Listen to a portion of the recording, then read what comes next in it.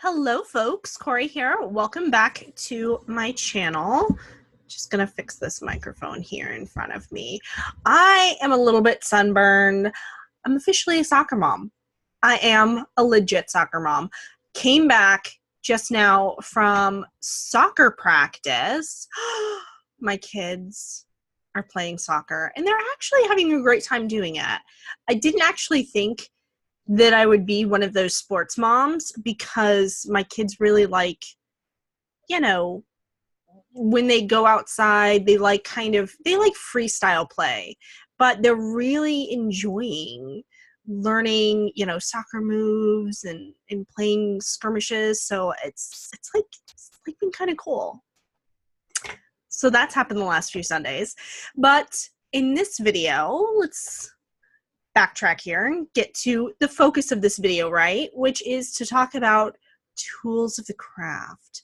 So welcome to now the third episode of Metaphysical Musings. I'm kind of on a roll with these and I want to keep that going, keep that momentum going. So let's talk about the next topic, which is buying versus making tools. What are your thoughts about that? Do you even think that you need physical tools in your craft practice? I would really like to know how you guys work with tools in your own practice as well after this video. So drop that in the comments below if you feel comfortable. As always, you do not have to share, but the point of these Metaphysical Musings episodes is to open up a dialogue and discussion about these things within our magical, metaphysical, spiritual communities at large. So tools. Do we need them? The beginning of my own personal craft practice, I primarily worked within my astral temple. Being a 14-year-old kid, not having a lot of, at the time what we called pocket money to buy all of these wonderful tools. Also not really having the access, because keep in mind, this is 98, 99, when I really started diving into the craft. And Wicca specifically was my gateway into learning about modern witchcraft and how to practice witchcraft. So there was a lot going on there about altar setups, tools that you needed, things that you needed to buy. And it was very overwhelming.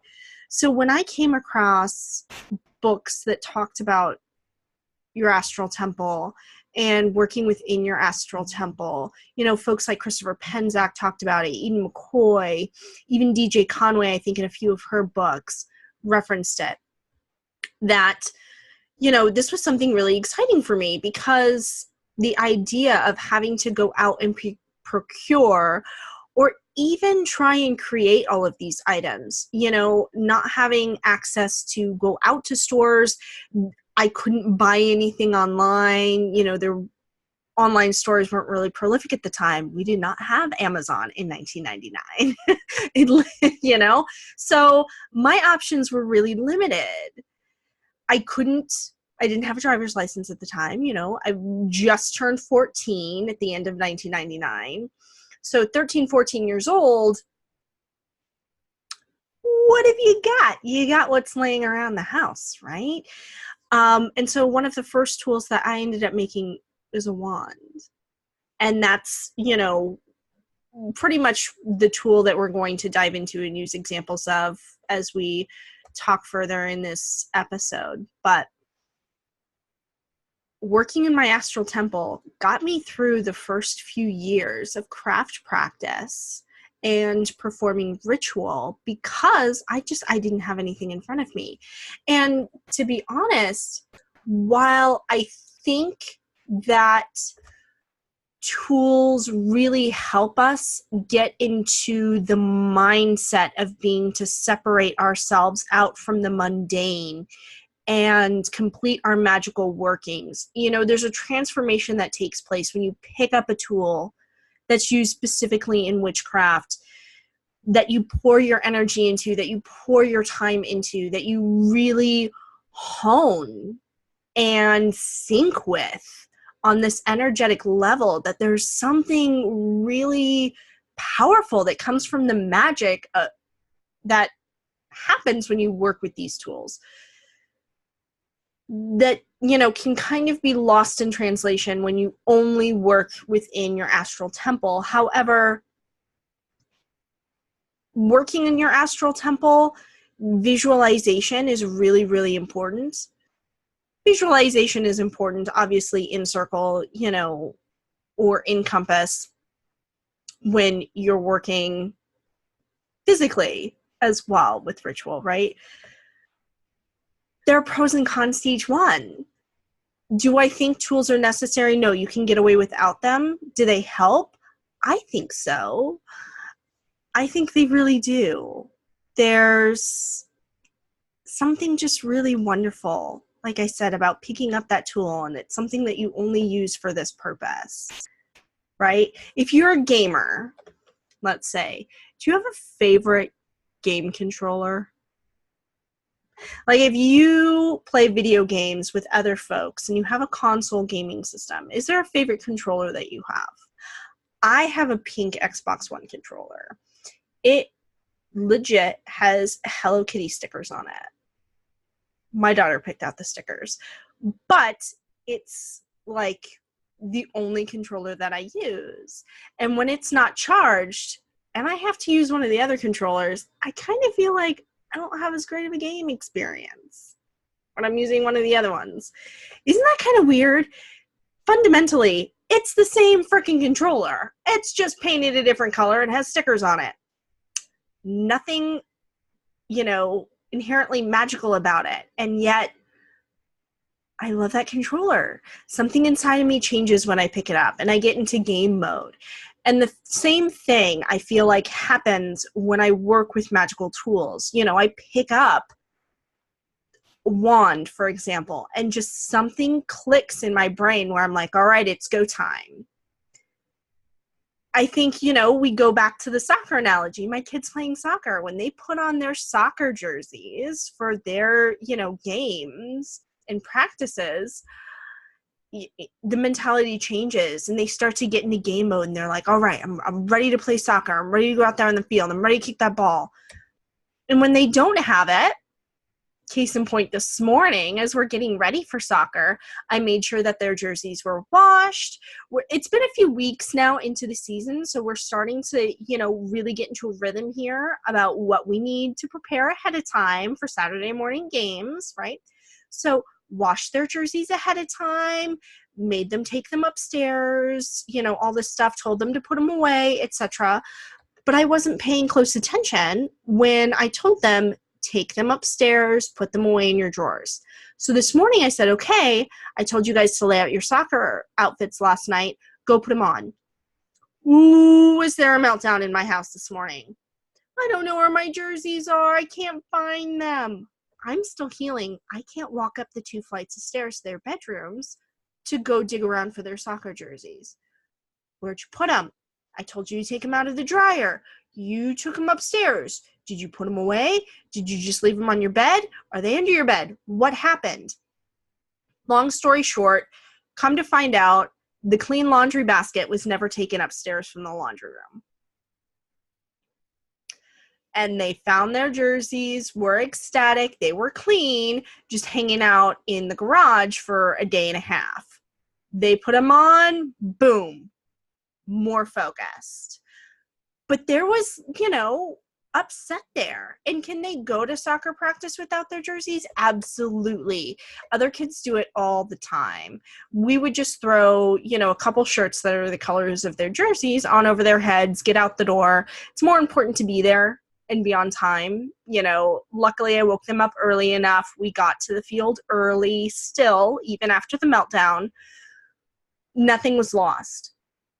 But putting on those jerseys told their brains, you know, okay, you know, something translates from the brain to the body that says, I'm in this mode now. And I feel that the same thing happens when it comes to magical tools. You pick it up and you go, okay, I'm in this mode now. And that kind of goes a little bit further into, you know, a common, you know, at least Eastern European, Western European, not Eastern. Sorry, forgive me. Apparently I'm directionally challenged today. Western European, tradition of practicing craft skyclad or in the nude. It's the idea of stripping down so that everyone is equal. It gives you that same mindset for those that do practice it. I happen to not practice skyclad. I feel like I have enough concerns when I'm outside. The idea of being bit in sensitive places by half of the bugs that live in the canyon by my house, not a great thing. But I do have special jewelry that I wear only in ritual. So that kind of acts as my, transference, my transition, if you will, from mundane to magical. Okay. Now I'm, changing clothes, I'm comfortable, but I'm putting on these special pieces that only come with me into circle. I pick up these tools that I only work with in circle. So because I don't practice skyclad, having the tools and the ritual jewelry help me get into that mindset. So I don't know if that's helpful for you or not, but for that reason alone, I feel more attached to my magical tools and feel like, yes, at this stage in my life, they are a bit of a necessity for me to practice witchcraft. Interested to hear your guys' thoughts. Now, I do want to touch on one more topic before we close, and that is making items versus buying items. How do you feel about that? So, there's a thought behind crafting your own magical tools. Okay, and it's more of a traditional witchcraft tradition to make your own magical tools, because the idea is that as you're making this tool, you're imbuing it with your own magic. A part of you is really fusing into that tool from the time it's being made. And so that's where a couple of my tools come in. So I do want to share with you guys, for example, this wand. Okay, it's very basic. Okay, this is just a wooden branch that had fallen off of a tree outside of the townhouse that I lived in when I started practicing craft. And like I said, this was the first tool that I ever made.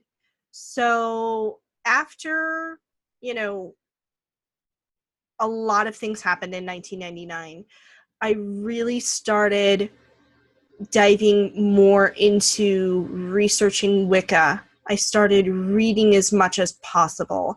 I started looking things up at the public library. And then my dad passed away. And then we moved cross town to completely different school district, enrolled in new schools just as we, had started our freshman and junior year in high school, my sister and I. And there was a lot of transition there. I had just started high school. I had turned 14. I was finding a new faith. I lost a parent. A lot of stressful things all at once. But I continued to feel this pull towards this path and doing this work.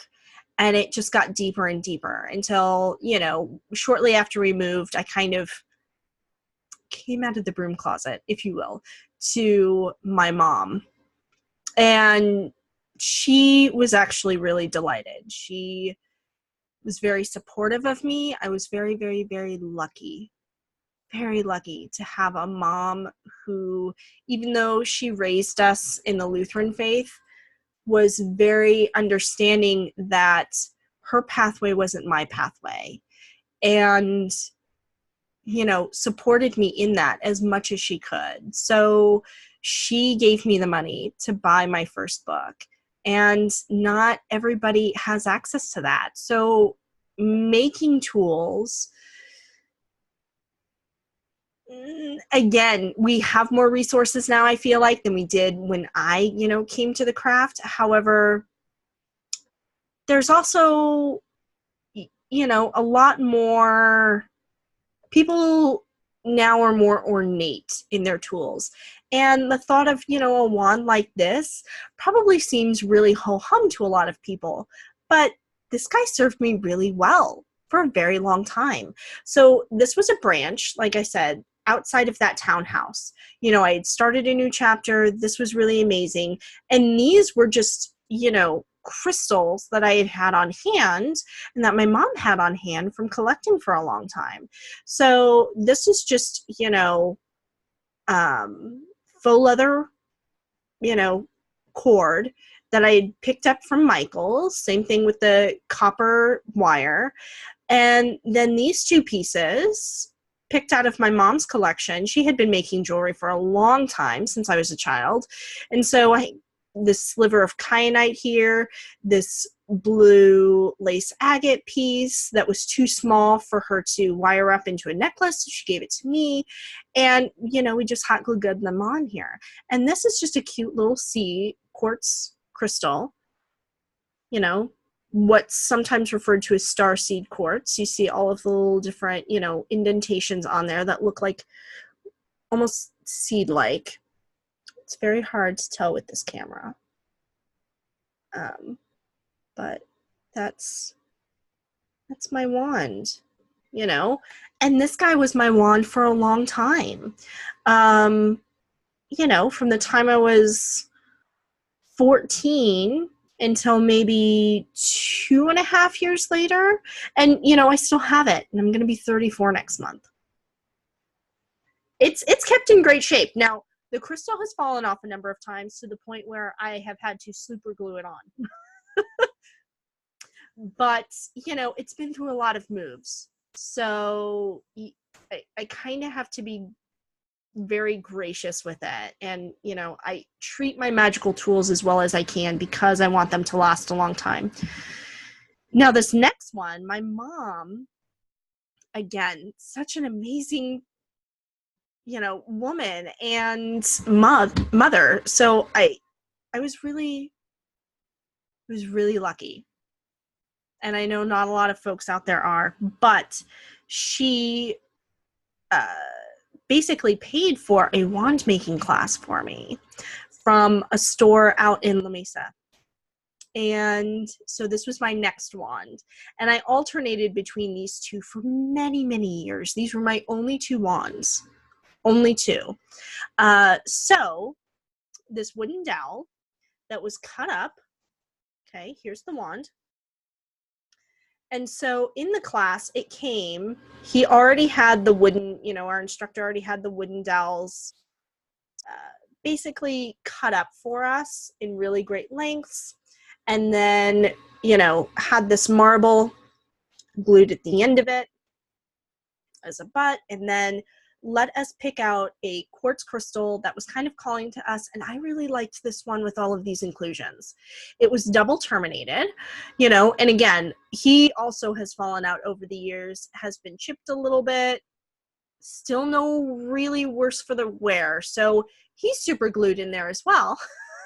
Considering the number of times that I've hot glued these guys, they've lasted through many a ritual.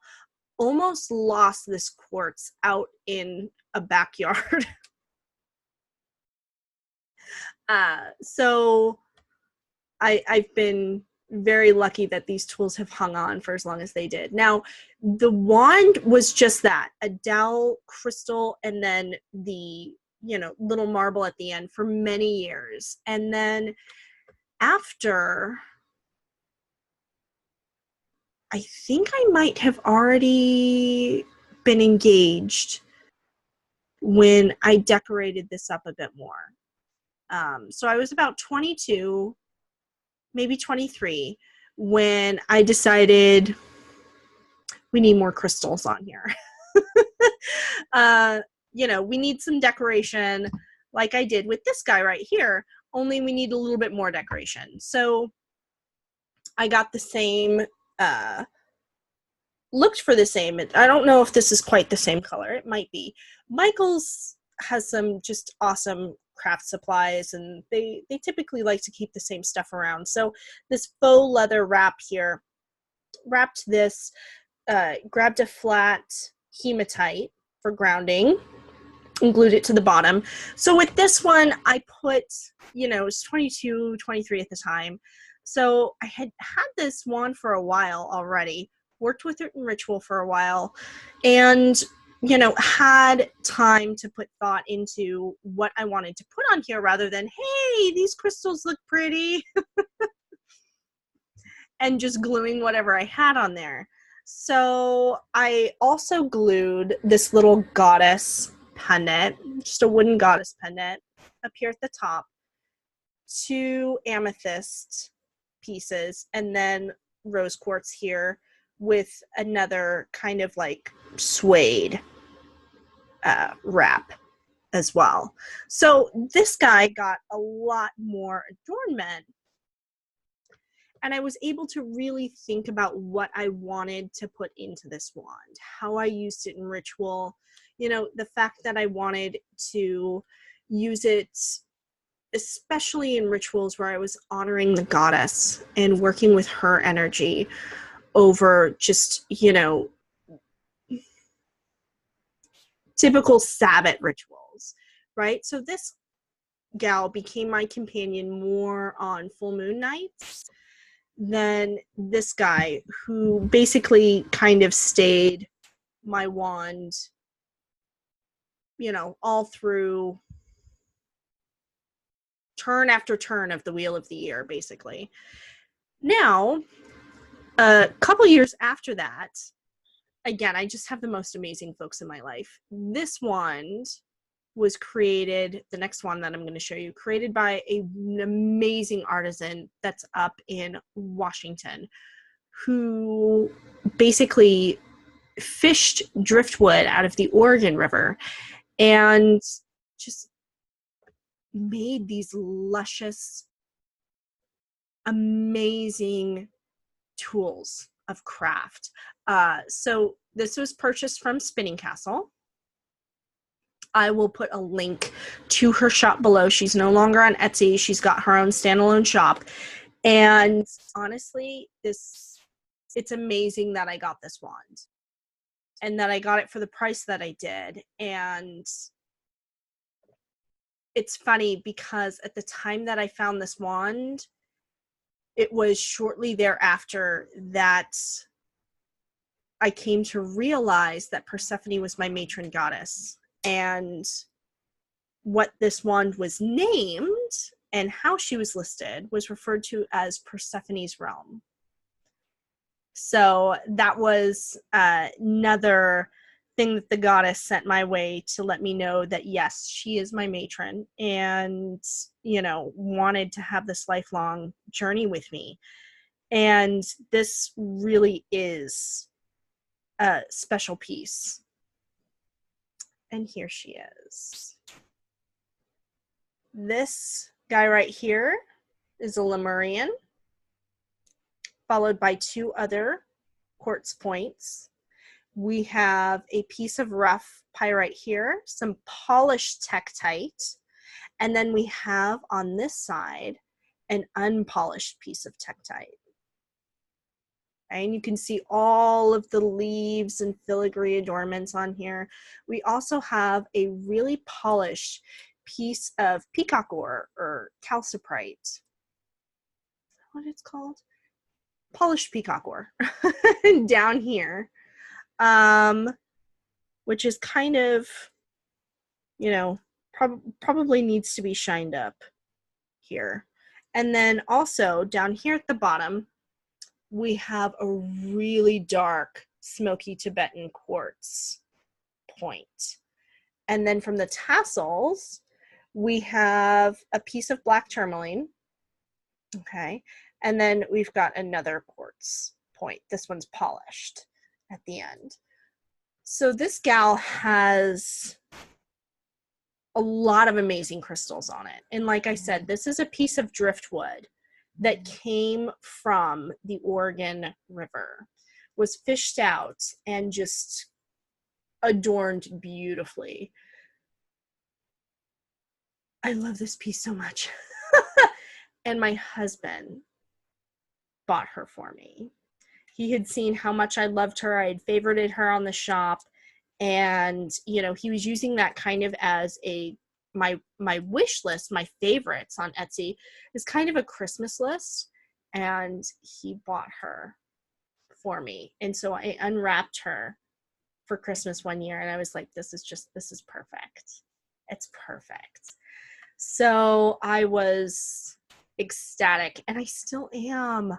This is one of my most favorite pieces ever. And so, like I said, I probably, I don't know how long I've had this wand. Since 2012, maybe? I think. I don't know. It's been a number of years. And it was around the time when I discovered that Persephone was my matron. And I used it in the ritual that I had to dedicate myself to following Persephone as a priestess for her, kind of deepening my path. And that was the following year in 2013. So I've at least had it since 2013. But I want to say it was Christmas of 2012 that I had her. But there you have it. So those were made wands, 2 of which I made, 1 of which somebody else made, but I adopted. And I really feel like there's something special. You know, magic was poured into the creation of these items because they were made specifically for magic. Now, I do want to show you one more wand that I have actually used in ritual. And you're probably going to laugh. And that's okay.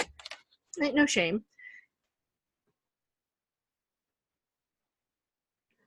Yes, this is a licensed Universal Studios Harry Potter wand. Specifically, the wand of Professor Severus Snape.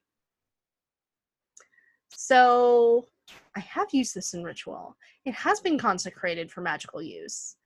And does it work? Yes, it does. I actually have, you know, had success using this casting circle as well as I've had with, you know, one of my own personal made wands. Now, is my bond stronger with these wands? Yes, but I've also had them longer. So I kind of feel like there's something to be said for making your own wands because you're pouring your heart and soul into the practice, you know, is this gorgeous piece here more powerful than this piece? No, it's actually not. Now, because I use this with my matron goddess and the type of ritual that I've used it for, it does have a certain type of magic to it, but that's the magic that the goddess and I have poured into it. You know, these guys, need to be very careful setting this down. I don't want to break anything.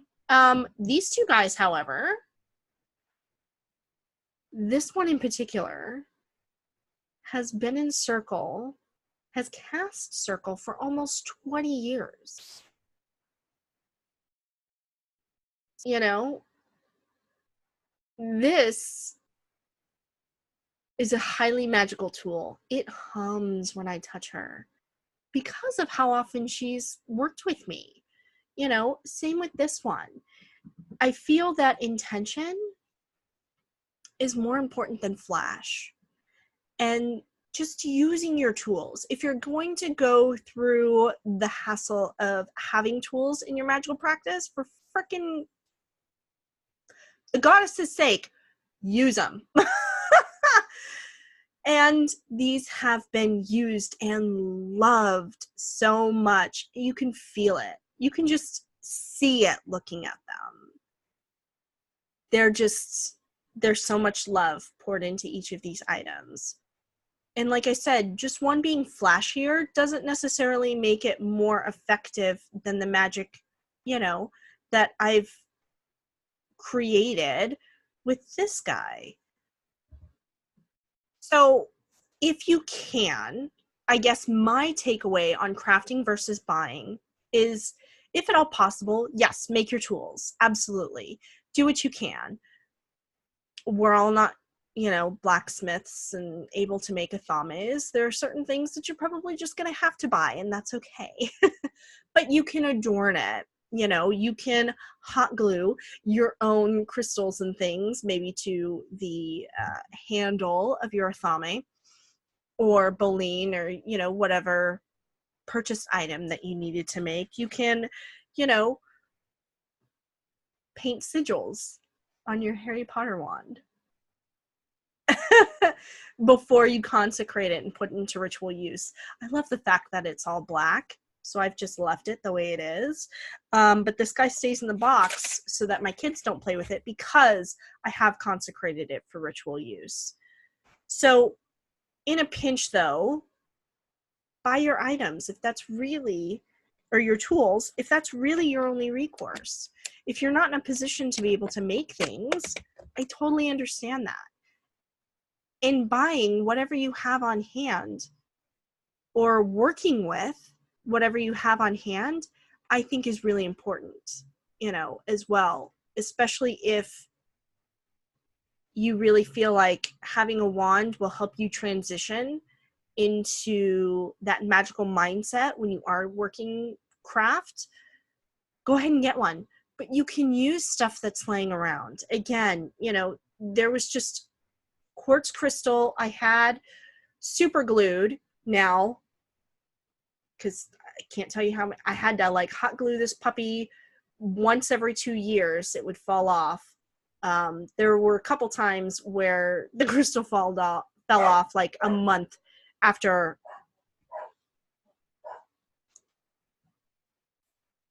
Whew, sorry for the blip.